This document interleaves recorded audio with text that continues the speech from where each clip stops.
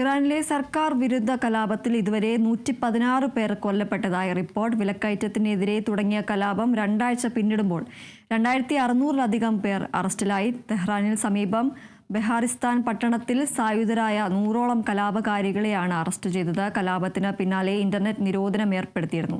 രാജ്യാന്തര മാധ്യമങ്ങൾക്കും വിലക്ക് ഏർപ്പെടുത്തിയിട്ടുണ്ട്. പ്രക്ഷോഭകർ പൊതുമുതൽ നശിപ്പിക്കുന്നത് തുടർന്നാൽ സൈന്യം ഇറങ്ങുമെന്ന് ഇറാൻ മുന്നറിയിപ്പ് നൽകിയിട്ടുണ്ട്. ഇസ്രായേലിന്റെയും US-ന്റെയും പിന്തുണയുള്ള ഭീകര സംഘടനകളാണ് കലാപത്തിന് പിന്നിലെന്നാണ് ഇറാൻ ഭരണകൂടത്തിന്റെ ആരോപണം. പ്രതിഷേധങ്ങളിൽ പങ്കെടുക്കുന്ന ആരെയും ദൈവത്തിന്റെ ശത്രുവായി കണക്കാക്കുമെന്നും വധശിക്ഷ ലഭിക്കാവുന്ന കുറ്റം ചുമത്തുമെന്നുമാണ് ഇറാന്റെ അറ്റോർണി ജനറൽ മുഹമ്മദ് മൊവഹദി സായിദ് മുന്നറിയിപ്പ് നൽകിയിരിക്കുന്നത്. കലാപകാരികളെ സഹായിച്ചവർക്കും തുല്യശിക്ഷ നൽകുമെന്നും ആസാദ് മുന്നറിയിപ്പ് നൽകിയിട്ടുണ്ട്. അതേസമയം ഇറാനിൽ കലാപം തുടരുന്നതിനിടെ സഹായിക്കാൻ തയ്യാറാണെന്ന വാഗ്ദാനവുമായി US പ്രസിഡന്റ് ഡൊണാൾഡ് ട്രംപ് രംഗത്തെത്തി. ട്രൂത്ത് സോഷ്യലിലൂടെയാണ് ട്രംപ് ഇക്കാര്യം വ്യക്തമാക്കിയത്. കലാപകാരികളെ വെടിവെച്ചാൽ തങ്ങൾ തിരിച്ചടിക്കുമെന്നും കലാപകാരികൾക്ക് വേണ്ടി ഇടപെടാൻ മടിക്കില്ലെന്നും ട്രംപ് കഴിഞ്ഞ ദിവസം പറഞ്ഞിരുന്നു.